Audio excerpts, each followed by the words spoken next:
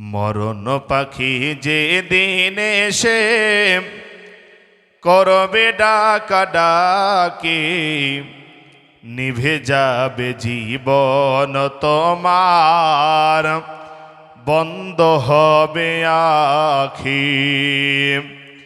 মরণ পাখি যে দিন এসে করবে ডাকাডাকি, নিভে যাবে জীবন তোমার, বন্ধ হবে আখি।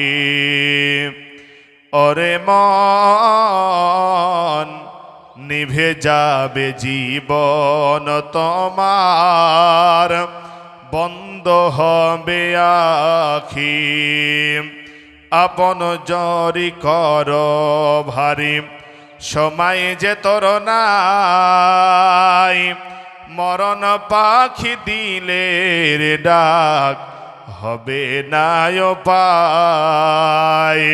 খাঁচা ছেড়ে ওড়াল দিবে, খাঁচা ছেড়ে ওড়াল দিবে, কেমনে ধরে রাখি, নিভে যাবে জীবন তোমার, বন্ধ হবে আখি। মরণ পাখি যে দিন সে করবে ডাকাডাকি, নিভে যাবে জীবন তোমার, বন্ধ হবে আখি। নিভে যাবে জীবন তোমার, বন্ধ হবে আখি। আজকে আপনাদের সম্মুখে কালামুল্লাহ শরীফ থেকে দুখান আয়াত পড়েছি এবং নবী সাল্লাল্লাহু আলাইহি ওয়াসাল্লামের জবান থেকে ছোট্ট একটি হাদিস পড়েছি। কোরআন এবং হাদিসকে সম্মুখে রেখে আজকের আমার আলোচনার বিষয় হলো কোরআনের মর্যাদা। এই সম্পর্কেই আলোকপাত করব। আমা তৌফিকি ইল্লা বিল্লাহ। আলোচনা শুরুর পূর্বে ভূমিকা স্বরূপ কয়েকটি কথা বলবো। প্রথম কথা হলো, প্যান্ডেল ভাই আপনি যেখানে থাকেন আপনার চটগুলা বিছিয়ে দেন, সব চট বিছিয়ে দিন ইনশাআল্লাহ তাআলা। আর দ্বিতীয় নম্বর কথা, আমরা যেখানে আপনারা বা আমরা এসেছি, বলেন তো আজকে আমরা এখানে কেন এসেছি? আচ্ছা, আমার কথা কি শোনা যায় না মাইকের আওয়াজ আপনারা বোঝা যায় না? কোনটা শোনা যায় তো? আচ্ছা, আমরা এখানে কেন এসেছি বলেন তো ভাইজান? কিছু কোরআন হাদিসের কথা শোনার জন্য, তাই তো নাকি? কিছু কোরআন হাদিসের কথা শোনার জন্য ইনশাল্লাহ। আমাদের ইন্ডিয়ার শ্রোতাগুলো কথা বলতে চাই না। আমার বাংলাদেশ সফর ছিল ডিসেম্বর মাসের 9 তারিখে। আমি ঢাকায় আলোচনা, দিনাজপুর আলোচনা করলাম, দেখলাম যে শ্রোতার কত সুন্দর কথা বলে, তো আলোচকের আলোচনা বেশি বাড়িয়ে দেয়, বলুন সুবহানাল্লাহ। কিন্তু আজকে আমার আপনার ভিতরে সেই অনুপ্রেরণা নাই। আমাদের সামনে যে বক্তাগুলো, আলহামদুলিল্লাহ, আমারই প্রিয় বন্ধুবর জনাব জহুরুল ইসলাম সালাফি, তিনি সদর রাজশাহী থেকে আমাদের মাদ্রাসায় তিনি উপস্থিত হয়ে গেছে, বলুন আলহামদুলিল্লাহ। তারপরে আমাদের জনাব মালদা থেকে আগত আব্দুর রহমান মিরাজি সাহেব, তিনি উপস্থিত হয়ে গেছেন। মনে হয় হিদায়াতুল ইসলাম মনে হয় চলে এসেছে নাকি মনে সাহেব, মনে হয়।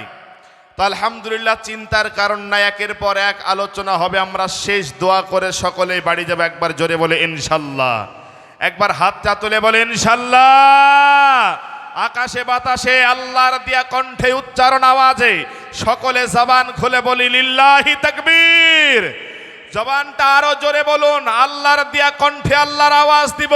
তার জন্য কেউ কার্পণ্য বোধ করবেন না, কোন নেতার দলের হুঙ্কারের আওয়াজ এটা নয়।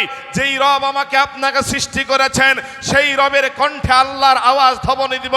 সবাই যে যেখানে আছি, সামনে পেছনে ডানে বামে সবাই আছি, তাকবীর দিয়ে আমরা যুবকরা বৃদ্ধরা সবাই আল্লাহর নাম করে বলে লিল্লাহি তাকবীর।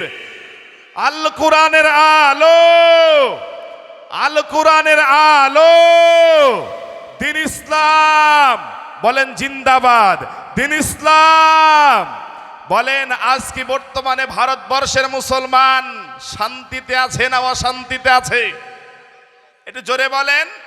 অশান্তির ভিতরে আজকে ভারতবর্ষের মুসলমান আছে। কেন ভারতবর্ষের মুসলমান অশান্তিতে? এইটার মূল কারণ কি জানেন? মানুষের কাছে দিনের আলোচনা হয় অথবা হয়েছে, আগামীতেও হবে, কিন্তু মানুষের ভিতরে মন পরিবর্তনওয়ালা মানুষ সমাজের ভিতরে দেখা যায় না। কথা বলেন ঠিক কি না? মানুষ আলোচনা শোনে কিন্তু আলোচনা মানার লোক নাই। ও মুসলমান, যদি আমরা কোরআনের উপরে আমল করে কোরআনের উপরে নিজের জিন্দেগি যাপন করতে পারতাম, যদি কোরআনকে নিজের জীবনে বাস্তবায়ন করতে পারতাম, আমাদের দুনিয়া আখিরাতে কোনো জায়গায় চিন্তা ছিল না। আল্লাহ কোরআনে বলেছে, ওয়ালা তাহিনু ওয়ালা তাহজানু ওয়া আনতুমুল আলাউনা ইন কুনতুম মুমিনিন। হে দুনিয়ার ঈমানদার, তোমাদের কোনো ভয় নেই, তোমার কোনো চিন্তা নেই, তোমরাই মুমিন, তোমরাই সফল কাম হয়ে যাবা। পৃথিবীর কেউ তোমাদের উপরে কোনো আঙ্গুল তুলে কথা বলতে পারবে না। বিজেপি তোমার উপরে আঙ্গুল তুলতে পারবে না, আরএসএস তোমার উপরে আঙ্গুল তুলে কথা বলতে পারবে না, বজরং তোমার উপরে আঙ্গুল তুলে কথা বলতে পারবে না। তোমরাই দিবে গোটা পৃথিবীর রাজত্ব, তোমরাই হবে এই গোটা পৃথিবীর শাসক। অতএব তোমরা যদি আল্লাহওয়ালা হয়ে যাও, ইমানদার হয়ে যাও, বলেন তো আমাদেরকে কি হতে হবে? ইমানদার হতে হবে। ভাইজান, সেই বিষয় আলোচনা রাখবো। ও মুসলমান, এই প্যানেল দেখো তো, ও মুসলমান, আজ আমি আপনি আমার আপনার জীবনকে তৈরি করতে হবে কোরআনের আলোতে। তার জন্য আজকে আমার আলোচনার বিষয় হলো কোরআনের মর্যাদা। বলেন তো আলোচনার বিষয়টা কি রেখেছি? কোরআনের মর্যাদা। আচ্ছা, আমরা মুসলমান কোরআনকে ভালোবাসি কি বাসি নাই? একটু জবান খুলে বলতে হবে, কোরআনকে ভালোবাসি কি বাসি নাই? কোরআনের জন্য আমরা যদি জান লাগে জান দিতে রাজি আছি, মাল লাগলে মাল দিতে রাজি আছি কি নাই? যদি কেউ কোরআনের অপব্যাখ্যা করে, কোরআনের বিরুদ্ধে যদি কেউ বলে, তাওহীদি জনতা মুসলমান, আমাদের বিরুদ্ধে কেউ যদি বলে, আমার বাপের বিরুদ্ধে বললে আমার অতটা গায়ে লাগবে না, কিন্তু কোরআনের বিরুদ্ধে যদি কেউ বলে, মুসলমান সেখানে চুপ থাকতে পারে না। আর দেখবেন যদি কোনো মুসলমান কোরআনের বিরুদ্ধে কথা বলেছে, যে তার উপরে যদি ওই মানুষটা চুপ থাকে, ও যেই হোক না কেন কিন্তু ইমানদার না। কথা বুঝে আসতো ইনশাল্লাহ? তাহলে বলেন, আমরা সেই কোরআনের উপরে, আমরা সেই আল্লাহর কালামের উপরে, আমরা সেই আল্লাহ পাকের নাজিলকৃত কোরআনকে আমরা মনে প্রাণে বিশ্বাস করি, তাই তো নাকি বলেন? তাই ওর জন্য ভাইজান কোরআনের মর্যাদা, যে কোরআন কাকে বলে, কোরআন দুনিয়াতে আল্লাহ তাআলা কেন নাজিল করলেন, আল্লাহ কোরআন কেন পাঠালেন, আল্লাহ রাব্বুল আলামিন কোরআন মাজিদের ভিতরে বলছেন। আল্লাহ তাআলা সূরা মাইদার ভিতরে রাব্বুল আলামিন তিনি বর্ণনা করে বলছেন, আল্লাহ কি বলেন? কদ জাআকুম মিনাল্লাহি নূর। আল্লাহ বলছেন, নিশ্চয় আমি আল্লাহ তাআলা একটি নূর তোমাদের ভিতরে প্রেরণ করলাম, সেটা হলো আল্লাহর কোরআন। জোরে বলুন সুবহানাল্লাহ। কোরআনের একটি নাম হলো ফুরকান। বলেন তো কোরআনের একটি নাম কি? ফুরকান। এই ফুরকান নামের অর্থ হলো সত্য মিথ্যাকে পার্থক্য করে, একে বলা হয় ফুরকান। এই কোরআন যারা দুনিয়াতে মানবে, কোরআন দিয়ে যারা জিন্দেগি যাপন চালাবে, আল্লাহ রাব্বুল আলামিন এই কোরআনের জ্ঞান অনুযায়ী ওই ব্যক্তিকে আল্লাহ তাআলা সত্য মিথ্যা যাচাই বাছাই করার আল্লাহ তৌফিক তাকে দান করবে। তার জন্য আমরা কোরআনের উপরে জ্ঞান রেখে, কোরআনের উপরে কথা রেখে, কোরআন অনুযায়ী আমরা চলবে। একবার হাত তুলে বলি ইনশাল্লাহ। একবার হাতটা তুলে বলুন না ইনশাল্লাহ। ভাইজান, এই যে আপনারা হাত তুললেন, কোরআনের পক্ষে সাক্ষী দিলেন, বলেন তো প্রতিটা মানুষের কাঁধে দুখানা করে ফেরেশতা আছে না নাই? দুটো করে ফেরেশতা আছে। কিয়ামতের দিন আল্লাহকে বলবে, মালিক, আজকে দেখলাম বারবাকপুরের জমিনে কিছু আল্লাহওয়ালা মানুষেরা তোমার কোরআনের পক্ষে হাত তুলেছিল, আমরা দেখে আসলাম। তখন আল্লাহ বলবে, বান্দা, যারা যারা কোরআনের পক্ষে হাত তুলেছে তোদেরকে সাক্ষী রেখে বললাম, তাদের জীবনের গুনাহ আমি আল্লাহ ক্ষমা করে দিলাম। বলুন সুবহানাল্লাহ। তাহলে আমরা সেই কোরআনের পক্ষে আছি তো নাকি ইনশাল্লাহ? একবার হাতটা তুলে বলেন ইনশাল্লাহ। মুসলমান আল্লাহর বান্দা, তার জন্য আমরা কোরআনের পক্ষে থাকব, কোরআন অনুযায়ী জিন্দেগি যাপন করব। কোরআন কাকে বলে, কোরআনের পরিচয় আপনাকে একটু শুনিয়ে দিই। বলেন তো এই কোরআন মাজিদ কে নাজিল করেছে? আল্লাহ। এই কোরআন রব্বুল আলামিন তিনি এই দুনিয়ার বুকে দিয়েছে। দেওয়ার পরে আল্লাহ রব্বুল আলামিন গোটা বিশ্ববাসীর উপরে চ্যালেঞ্জ ছড়িয়ে দিয়েছে। আচ্ছা, আমরা এখানে অনেক শিক্ষিত মানুষ আছি, যারা বই পুস্তকে একটু পড়াশোনা করে, তারা জানে বলেন তো আজকে আমরা যারা অন্য বিভিন্ন রকমের লেখকের যখন আমরা বই পড়ি, বইয়ের পেছনে বইয়ের পৃষ্ঠাতে লেখা থাকে, যদি এই বইয়ের কোনো ভুল ত্রুটি হয় আমাকে আপনারা জানিয়ে দিবেন, পরবর্তী যখন ছাপানো হবে ওই ভুলটাকে সংশোধন করা হবে। লেখা থাকে কি থাকে না? লেখা থাকে। বলেন তো যে কোরআনটাকে নাজিল করেছে আল্লাহ রাব্বুল আলামিন, প্রথমে আল্লাহ চ্যালেঞ্জ দিয়েছে, প্রথমেই গোটা মানুষের উপরে চ্যালেঞ্জ দিয়ে কি বলছে দেখেন, আলিফ লাম মিম। আছে না নাই কোরআনে? আছে না? বলেন আলিফ লাম মিম, এটা তিনটি হরফ। এটি আরবিতে হরফে মুকাত্তাআত বলা হয়, কাটা কাটা হরফ। এর অর্থ কেউ জানে? এর অর্থ কেউ জানে না। বলেন যেই রব, যে আল্লাহ তাআলা এত বড় গ্রন্থ নাজিল করলেন, যখন কোরআন নাজিল করার জন্য আল্লাহ রাব্বুল আলামিন নবীর উপরে যখন কোরআন নাজিল করলেন, তখন মক্কার কাফেরেরা, মক্কার মুশরিকেরা, মক্কার মুরতাদেরা বলেছিল এই কোরআন মুহাম্মদ বানিয়ে বলেছে, এই কোরআন মুহাম্মদ নিজের পক্ষ থেকে বলেছে, এই কোরআন মুহাম্মদ কবি, অতএব মুহাম্মদ কবি, মুহাম্মদ একজন শায়র, কোরআন তার জন্য নিজে বানিয়ে বলেছে। আল্লাহ গোটা বিশ্ববাসীকে চ্যালেঞ্জ দিয়ে বলেছে, ওয়াইন কুনতুম ফি রাইবিম, হে দুনিয়ার মানুষ, যদি তোমরা মনে করো যে এই মুহাম্মদ আমার কোরআন বানিয়েছে, তোমরা মনে করো এই কোরআন কোন কবির কবিতা, তোমরা মনে করো এই কোরআন কোন গায়কের গান, তাহলে তোমাদেরকে চ্যালেঞ্জ দেয়া থাকলো এই কোরআনের মতন, এই কালামের মতন তোমরা একটা অক্ষর বানিয়ে দাও। গোটা বিশ্বের মানুষ তখন পারেনি, মক্কার মুশরিকরা পারেনি, মক্কার কাফেরেরা পারেনি। বলেন তো আমার আপনার পক্ষে কি এইরকম একটা কোরআনের অক্ষর বানানো সম্ভব? এটা জোরে বলেন, সম্ভব কি? কোনদিন সম্ভব নাই। ওর জন্য আল্লাহ তাআলা প্রথমেই চ্যালেঞ্জ দিয়ে বলছে, আল্লাহ বলছেন আলিফ লাম মিম। আমি আল্লাহ তাআলা প্রথমেই বললাম যে আলিফ লামের মিমের ব্যাখ্যা তোমরা করে দেখো। কোন মানুষের আজ পর্যন্ত ক্ষমতা হয় নাই, নাস্তিক পারে নাই, আস্তিক পারে নাই, আলেম পারে নাই, মুন্সি পারে নাই, মাওলানা হাফেজ কারি মুহাদ্দিস মুহাক্কিক কেউ পারে নাই এই আলিফ লামের ব্যাখ্যা দিতে। আল্লাহ তাআলা এর ব্যাখ্যা শিক্ষা দেয়নি, তার জন্য যত মুহাদ্দিস লিখেছে এর সম্পর্কে জ্ঞান স্বয়ং আল্লাহ জানে। বলেন তো এর জ্ঞান কার কাছে বাবা? আল্লাহর কাছে। তারপর আল্লাহ তাআলা কি বলছেন দেখেন, যালিকাল কিতাব।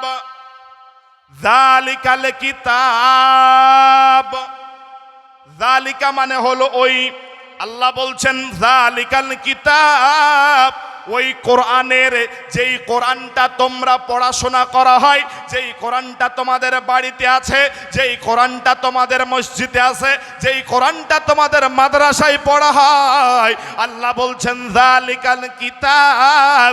আমি আল্লাহ ওই কোরআনে, যেই কোরআন তোমাদের বাসায় আছে, যালিকাল কিতাব, ওই কোরআনে ভুল তো দূরের কথা, ওই কোরআনে সন্দেহ পর্যন্ত নাই। বলুন সুবহানাল্লাহ।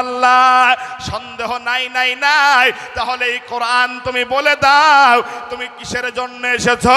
কোরআন বলছে হুদাল্লিল মুত্তাকিন, আমি আল্লাহর কোরআন দুনিয়াতে এসেছি মুমিনদের জন্য হিদায়াত, মুমিনদের জন্য হিদায়াত। এইবারে কোরআনকে বলি, কোরআন আমি বুঝলাম তোমরা আল্লাহর জমিনে এসেছো মুমিনদের জন্য হিদায়াত, তবে বলো তুমি কবে কোরআন তুমি এই ধরার বুকে নাজিল হয়েছো? কোরআন মাজিদ আল্লাহ রাব্বুল আলামিন জানিয়ে দিয়েছেন। আল্লাহ বলেন এই কোরআনটা আমি আল্লাহ তাআলা নাজিল করেছি, এটা হলো রমাদান মাসে। কোরআন বলেছে শাহরু রমাদানাল্লাযী উনজিলা ফিহিল কোরআন। এই কোরআন এসেছে ধরার বুকে কবে? তো রমাদান মাসে এই কোরআন এসেছে। ওগো কোরআন তুমি বলো যে তুমি রমাদান মাসে এসেছো, তুমি কার জন্য এসেছো? হিন্দু এসেছো না খ্রিস্টানদের জন্য এসেছো না মুসলমানদের জন্য তুমি এসেছো? কোরআন বলছে হুদাল্লিন নাস, আমি কোরআন এসেছি গোটা বিশ্ব মানব জাতির জন্য। বলুন সুবহানাল্লাহ। বলেন তো কোরআন কাদের জন্য এসেছে বাবা? গোটা বিশ্বের মানবতা মুক্তির জন্য কোরআন এসেছে। বলেন যদি কেউ কোরআন মাজিদকে মেনে জিন্দেগি যাপন করতে পারে, বলেন তো আল্লাহ তাকে হেফাজত করবে কি করবে না? এটা জোরে বলুন, করবে কি করবে না? যেহেতু কোরআন নিয়ে আলোচনা, আল্লাহ তাআলা কোরআনে বলছে, সূরা আরাফের 204 নম্বর আয়াত আল্লাহ রাব্বুল আলামিন বলছেন, যেখানে আমার কোরআন তেলাওয়াত করা হয়, ওয়াইদা কুরিয়াল কোরআন ফাসতামিউ লাহু ওয়া আনসিতু লাআল্লাকুম তুরহামুন। আল্লাহ বলছেন, যেখানে আমার কোরআন তেলাওয়াত করা হয় ওই জায়গায় তোমরা যদি চুপ করে শ্রবণ করতে পারো, তাহলে আল্লাহ তাআলা বলেন তোমাদের উপরে আমি রবের দয়া সব সময় বর্ষণ হবে। একবার জোরে বলুন সুবহানাল্লাহ। ভাইজান বলেন তো, কোরআনে আল্লাহ তাআলা গোটা বিশ্বের মানবতার জন্য মুক্তি দিয়েছে, দিয়েছে কি দেয় নাই বাবা? দেয় নাই? গোটা বিশ্বে কোরআন মাজিদকে অনুসরণ করে চলেছে। আমি আপনি কোরআনকে না মানলেও, আমি আপনি কোরআনকে অনুসরণ না করলেও গোটা বিশ্বের বেদিন ইহুদি খ্রিস্টান কিন্তু কোরআনকে মানে। মানে কি মানে না? গোটা বিশ্বের ইহুদি খ্রিস্টান কোরআনকে কিন্তু তারা মানে।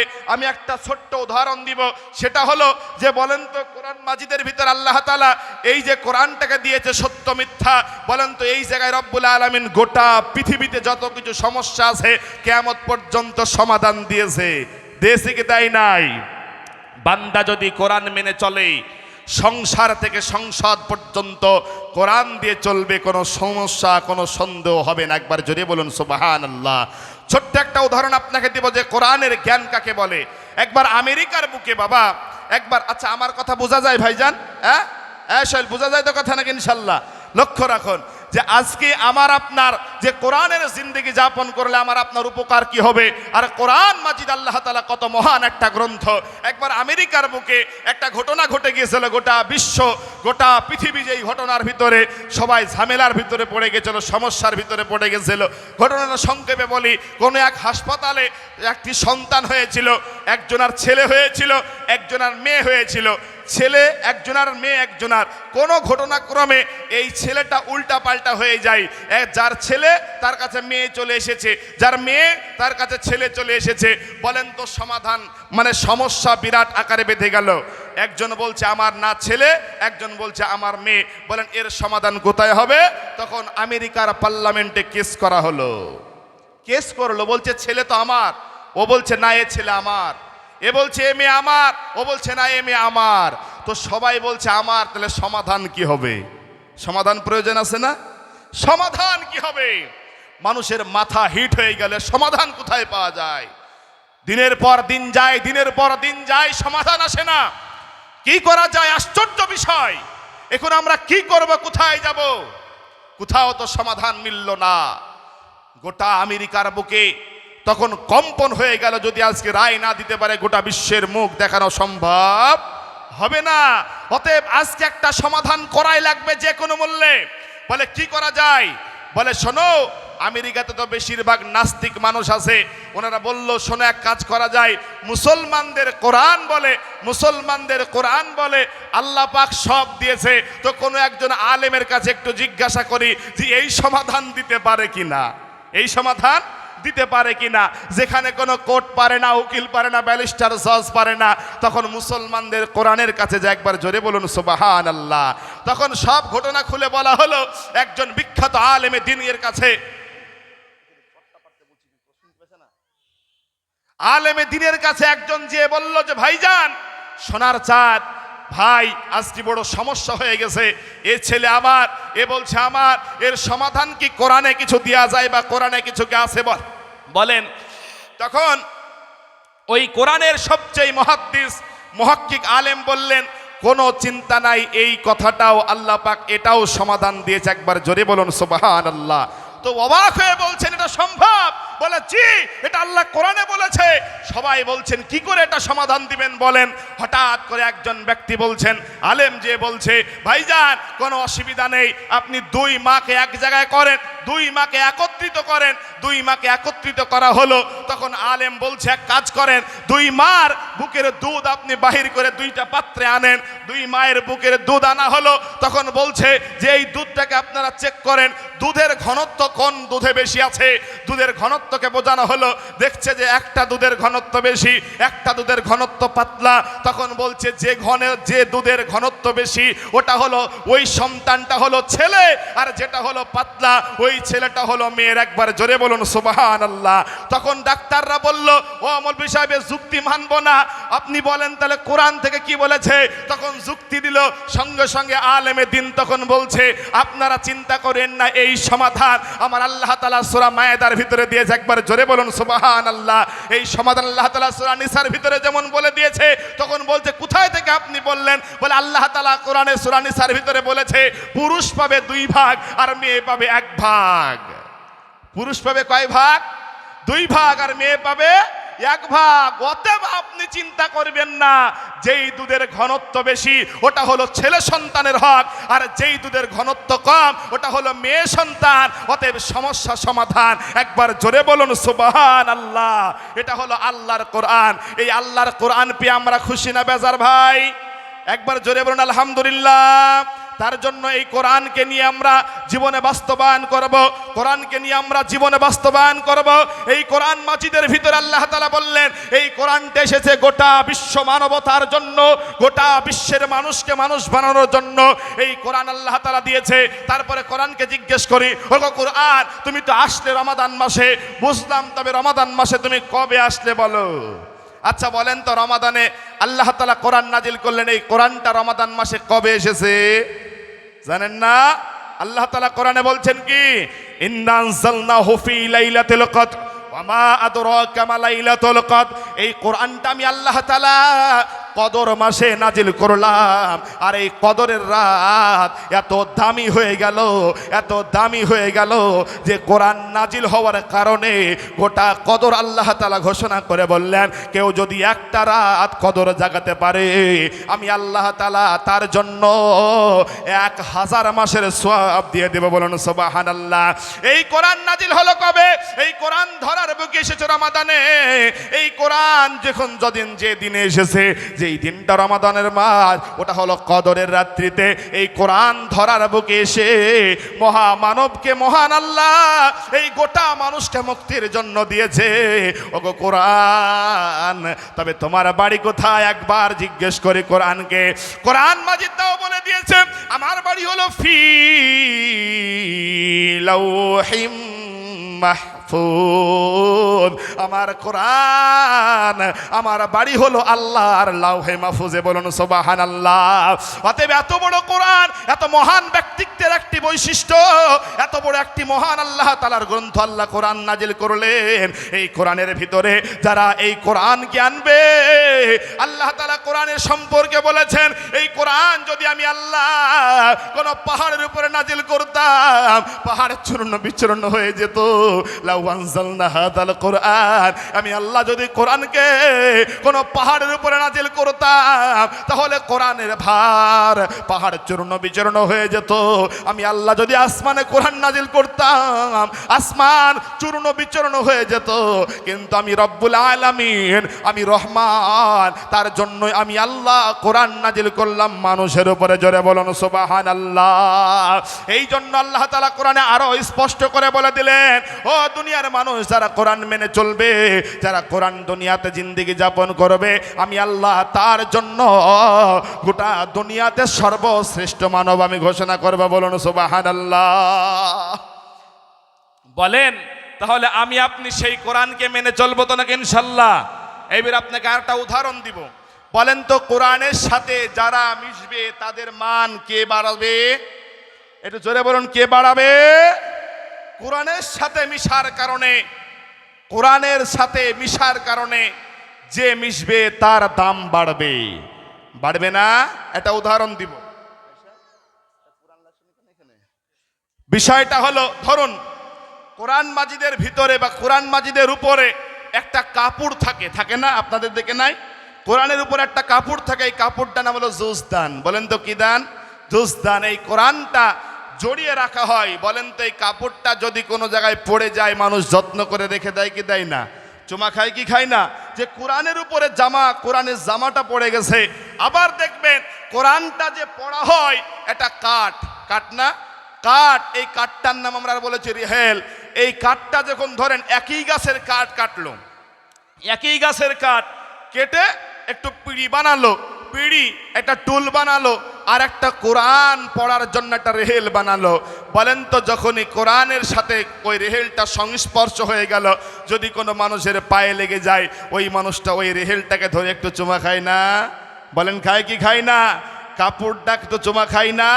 কিন্তু ওই ছেলে যদি পিড়িতে লাথি লাগে, একটা লোক কোনদিন ঘুরে তাকায় না।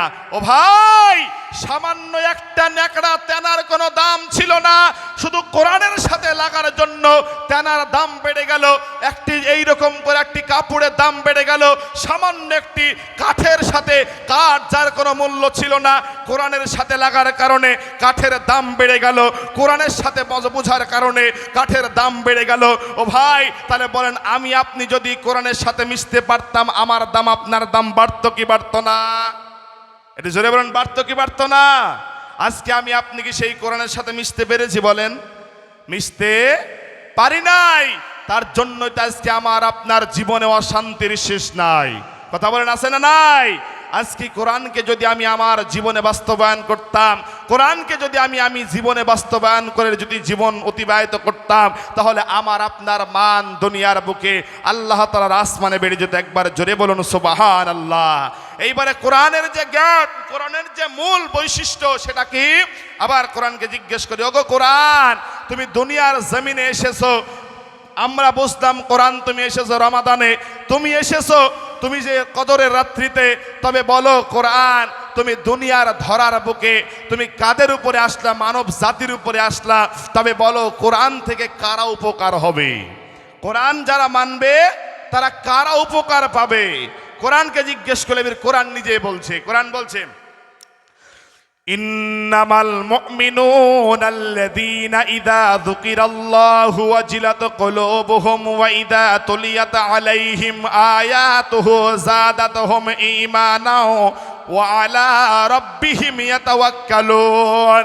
আল্লাহ বলছেন, যখন কোন বান্দার সামনে কোরআন মাজিদটা পড়া হয়, যখন কোন বান্দার সামনে কোরআন থেকে আল্লাহর কালাম তেলাওয়াত করা হয়, তখন বান্দার ভিতরে তিনটি হালাত তৈরি হবে, তিনটি গুণ বান্দার ভিতরে তৈরি হবে।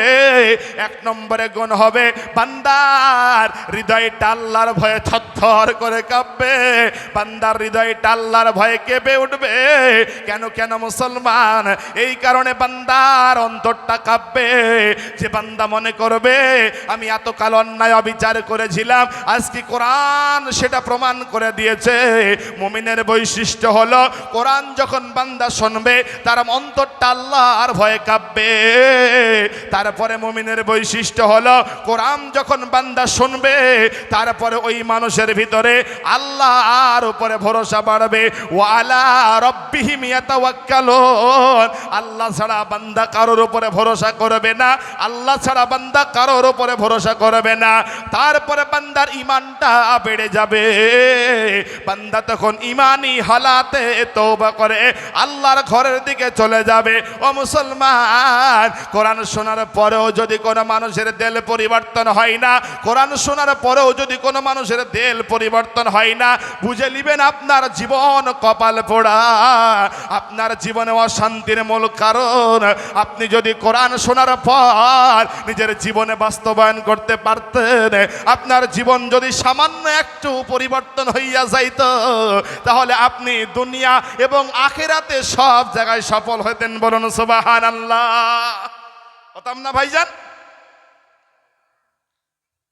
তো বলতে চাইছিলাম, ও মুসলমান, আমার আব্বা জান, ভাইজান, সোনার চাঁদ, সেই কোরআনের জন্য, সেই কোরআনের পক্ষে আমরা থাকতে রাজি আছি তো ইনশাল্লাহ? একবার জোরে বলে ইনশাল্লাহ। কারণ এই কোরআনের জন্য, এই কোরআন মাজিদের জন্য, এই কোরআন এমন একটি গ্রন্থ, এই কোরআন এমন একটি আল কোরআন, এমন একটি মহান গ্রন্থ, যেই কোরআন দুনিয়াতে আসার কারণে, যেই কোরআনের জন্য আল্লাহর নবী মুহাম্মদ সাল্লাল্লাহু আলাইহি ওয়াসাল্লাম গোটা জীবনটাই অতিবাহিত করে গিয়েছে।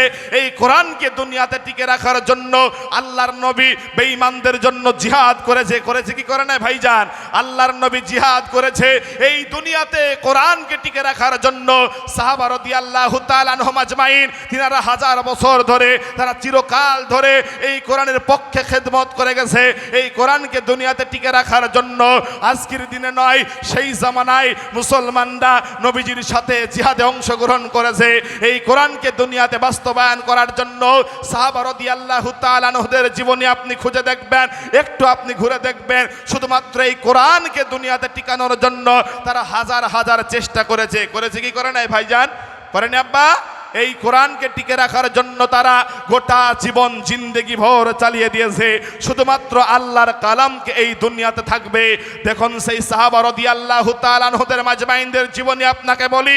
আল্লাহর নবী মুহাম্মদ সাল্লাল্লাহু আলাইহি ওয়াসাল্লামের বিখ্যাত একজন সাহাবা হযরত নামুল আবু বকর সিদ্দিক, নাম শুনেছেন বাবা?